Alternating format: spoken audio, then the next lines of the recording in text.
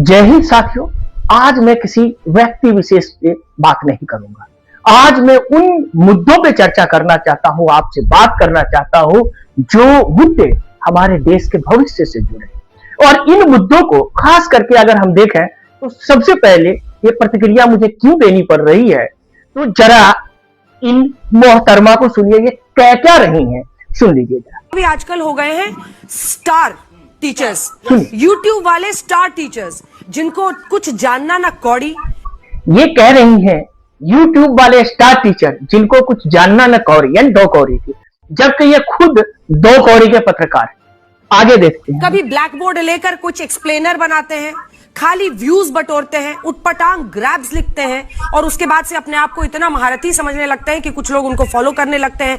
तो ये कह रहे हैं कि ऊट पटांग ग्राफ बनाते हैं, कुछ भी बनाते हैं और फिर लोग उसको फॉलो करने लगते हैं और इसमें वो मतलब फिर लोगों से पैसे वसूलते हैं। भाई वसूली तो आप गोदी मीडिया वाले करते जो ऑन कैमरा पकड़े गए थे, पहली बात। दूसरी बात, जो आपने करी, जो भी ग्राफिक्स, जो एक्सप्लेनर, जो हम लोग ये बोर्ड पे बनाते हैं, उसके लिए कितनी मेहनत करनी पड़ती है, जो वो टीचर है वही जानते हैं। और टीचर को हमेशा देश के भविष्य की फिक्र होती है। तो जैसा कि मैंने आपको बताया कि ये मोहतरमा, इनको तो आप पहचान ही गए होंगे। जी हाँ, यही मैं हूं अंजना ओम मोदी। हाँ, मतलब कश्यप जो ये बोल रही हैं, तो ये अंजना ओम कश्यप जी। तो इन मोहतरमा से मैं कुछ सवालात करूंगा और मैं ये कहूंगा कि क्या आप इन सवालातों पे सरकार से जवाब पूछ सकते हैं, और अगर हाँ तो जरूर पूछिए, अगर नहीं तो फिर अपनी गोदी पत्रकारिता में हम जैसे शिक्षकों को बदनाम करना बंद करें और जल्द से जल्द माफी भी मांगी। चाहे इसमें हम शिक्षकों का काफी मेहनत होता है, चाहे खान सर हो, चाहे अलक पांडे जी हो, चाहे अभिनव सर हो, कोई भी हो, वो असीम मेहनत करते हैं, बहुत ट्रॉमा से गुजरते हैं, फिर जाके वो उस मुकाम पे वो पहुंचते हैं। तो ऐसी बात नहीं है। तो चलिए हम आपको देखते हैं कि क्यों आपको ये मिर्ची लग रही है। जब देश के करोड़ों युवा बेहतर शिक्षा, रोजगार के अवसर, वैज्ञानिक सोच और गुणवत्तापूर्ण जीवन की अपेक्षा करते हो, तो क्या इनके मुद्दे आम नहीं है? क्या इन पे चर्चा नहीं होनी चाहिए? श्वेता जी, जो आप ही के चैनल में काम करती हैं, देखिए इन्होंने क्या, गाय ऑक्सीजन ही लेती है, ऑक्सीजन ही छोड़ती है। ये तो सरासर हमारे संविधान पे पढ़ा है। हमारा संविधानिक कर्तव्य से पीछे हटना है। हमारे संविधान के अनुच्छेद 51A(H) के अंतर्गत क्या बताया गया है कि हमें वैज्ञानिक सोच डेवलप करनी चाहिए, हमारा मानवतावाद का दृष्टिकोण होना चाहिए, वैज्ञानिक दृष्टिकोण होना चाहिए और सुधार की भावना से हमें विकास होना चाहिए, न कि हम सीधे। तो क्या आप इन मुद्दों पे, मोहतरमा अंजना जी, क्या आप इन मुद्दों पे कभी बहस करवाती हैं? और कभी जो सही मुद्दे होते हैं उन पे क्यों नहीं करवाती हैं बस? पहली बात। दूसरा, आज आपको पता है कि दुनिया कितनी बुरी तरह से जलवायु संकट में फंस चुकी है। पेड़ लगाने चाहिए, आप लोग बहुत प्रचार भी करते हैं, लेकिन क्या आपने जो ग्रेटर निकोबार परियोजना है उसके बारे में कुछ बोला है? वहां क्या हो रहा है? वहां लाखों पेड़ काटे जाएंगे और वहां का बायोडायवर्सिटी लॉस होगा। क्या इन मुद्दों पे आपने कभी सरकार से सवाल पूछा? मैं जानता हूं कि विकास बहुत जरूरी है, हमारे सामरिक महत्व भी है, और जैसा कि मैंने शुरू में ही कहा कि देश हमारे लिए सर्वोपरि, पहले राष्ट्र उसके बाद। लेकिन ये राष्ट्र किससे बनता है? इंसानों से बनता है। ये जो आज आप देख रहे हैं करोड़ों नौजवान, यही तो राष्ट्र की असली संपत्ति। और जो हमारा प्राकृतिक संसाधन है, खास करके अंडमान निकोबार द्वीप समूह में, जहां आप देखेंगे तो ट्रॉपिकल रेन फॉरेस्ट है इंडिया का, यूनिक स्पीसीज वहां पाए जाते हैं, वहां ऐसे ऐसे एंडेमिक स्पीसीज पाए जाते हैं जो दुनिया में कहीं नहीं पाए जाते।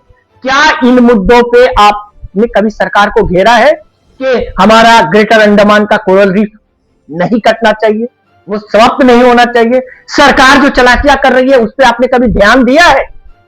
आपने कभी ध्यान नहीं दिया और ना आप देंगे, क्योंकि इसीलिए आपको गोदी मीडिया कहा जाता है, क्योंकि आप इन मुद्दों पे ध्यान नहीं देते हैं। चलिए आगे देखते हैं कि आप और कौन कौन सी मुद्दा। तो इन सब से, जैसा कि मैंने बताया, इन छात्रों से, इन शिक्षकों से जुड़े कुछ अहम मुद्दे हैं जो आप अभी कह रहे थे कि कहते हैं कि यूनिवर्सिटी में मत पढ़ो, इस कॉलेज में मत पढ़ो, हमारे ट्यूशन में आ जाओ, ये आ जाओ। यूनिवर्सिटी की जो शिक्षा है वो गुणवत्तापूर्ण क्यों नहीं हो रही है? उसका जिम्मेदार कौन है? उसके लिए आपने कभी आवाज उठाया? कभी नहीं आवाज उठाया। आपको पता होना चाहिए कि जो हमारा सकल घरेलू उत्पाद है, जीडीपी, उसका 6% शिक्षा में होना चाहिए। यह हमारी नेशनल एजुकेशन पॉलिसी एनईपी 2020, जाके पढ़िएगा। आप लोग पढ़ते नहीं है, व्हाट्सएप यूनिवर्सिटी में झाल मुड़ी बेचते हैं और तब ये बातें करते हैं। वहां पढ़िएगा, उसमें लिखा है कि 6% होना चाहिए। लेकिन क्या आपको पता है कि अभी हम अपने जीडीपी का कितना % शिक्षा पे खर्च कर रहे हैं? पता है आपको? एक टाइम था जब 9 इज माइन कैंपेनिंग चला था कि जीडीपी का 9% जो हम शिक्षा पे करें, लेकिन चलो 6% एजुकेशन पॉलिसी माना। लेकिन आपको पता है कि परसेंट में कितना है? परसेंट में सिर्फ 4 से 4.5% जीडीपी का हम शिक्षा पे खर्च करते हैं। तो जब हम शिक्षा पे ही नहीं खर्च करते हैं, फिर हमारा इंफ्रास्ट्रक्चर कैसा है? मैं गाजियाबाद में कई बार पढ़ाने गया हूं, मुख्यमंत्री अभ्युदय योजना के तहत यूपीएससी वाले स्टूडेंट को। पता है आपको, वहां न ढंग का बोर्ड है, न लाइट की व्यवस्था है। वहां कैसे बच्चे पढ़ेंगे? और उस जगह एक मसीहा के तौर पे ये ऑनलाइन टीचर आते हैं, चाहे वो खान सर हो, कोई भी हो, वो फ्री में, मतलब समझिए मिनिमम चार्ज में, और तब आप उन पे कहते हैं कि ये टीचर इस तरह से होता है। तो ये तो सरासर अन्याय है। ये आप देश के प्रति गद्दारी कर रहे हैं, मैं गद्दारी कहूंगा।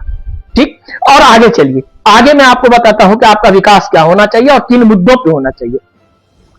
तो चलिए, तो आप, जैसा कि मैंने बताया, अभी आपने देखा लगातार क्वेश्चन पेपर लीक हो रहे हैं। इन क्वेश्चन पेपर लीक जो हो रहे हैं, नीट का हुआ, सबका हो रहा है लगातार लीक।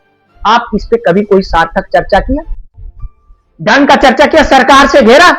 नहीं, आपने सरकार से कभी कोई क्वेश्चन नहीं पूछा, बल्कि आपने सरकार की डिफेंड किया। इसका मतलब क्या है कि सरकार देश नहीं होता है, देश सर्वोपरि है, लेकिन सरकार आती जाती है।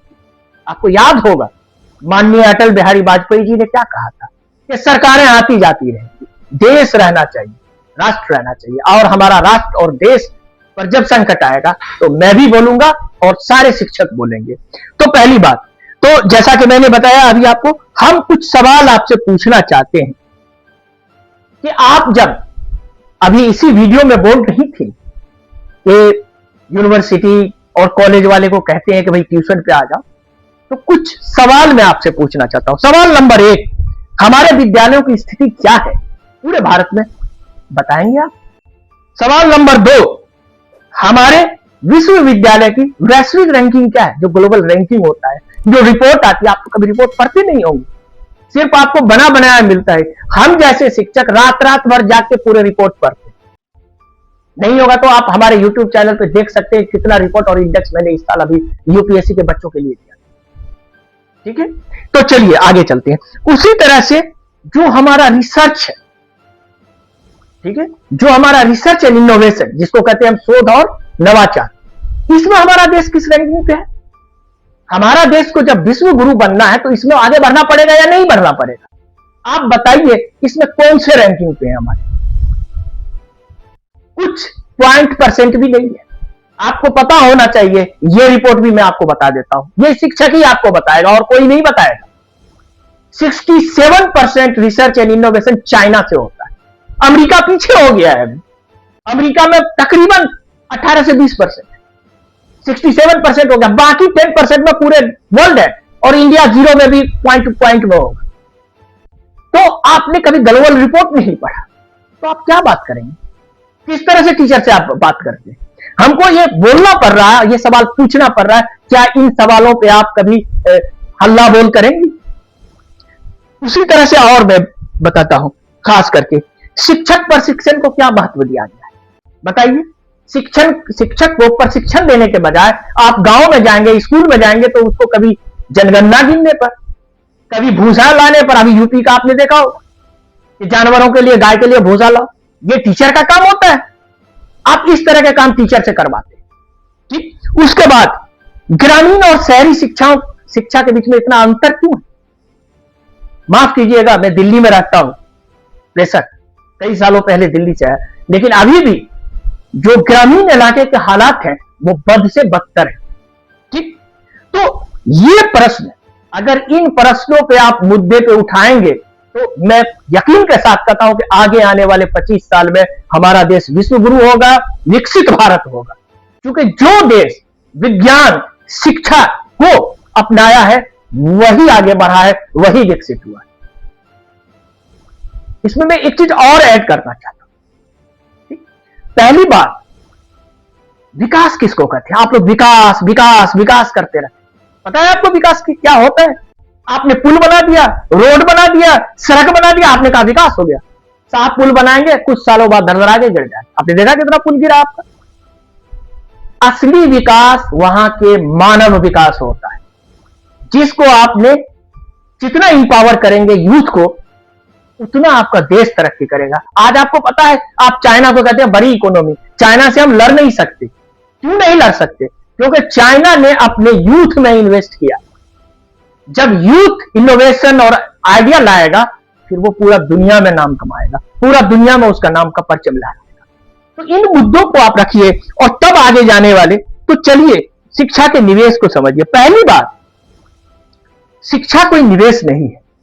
मतलब शिक्षा जिसका कहते हैं खर्च करना, खर्च नहीं है, ये आपके अपने भविष्य पे निवेश है। अगर आप इसमें जितना निवेश करेंगे उतना ही आप तरक्की करेंगे। आपने, जैसा कि मैंने बताया, आप लोग तो ग्लोबल रिपोर्ट पढ़ते नहीं है, बहुत कम पढ़ते भी होंगे तो, लेकिन कभी ग्लोबल रिपोर्ट पे हमने नहीं देखा कि आप लोगों ने चर्चा किया हो। जब ग्लोबल रिपोर्ट आता है तो आप देखते हैं ये स्कैंडिनेवियन कंट्रीज हमेशा टॉप पे रहते हैं। क्यों रहते हैं? अभी आपने देखा नॉर्वे का प्रेस फ्रीडम, जिसके आप लोग ये कर रहे थे, नंबर 1 पे है अभी नॉर्वे। वहां हर चीज रैंकिंग में टॉप पे क्यों रहता है वो? क्योंकि वहां एजुकेशन सब कुछ फ्री, वहां शिक्षक का सबसे ज्यादा सम्मान किया जाता है, सबसे ज्यादा सैलरी शिक्षक की होती है।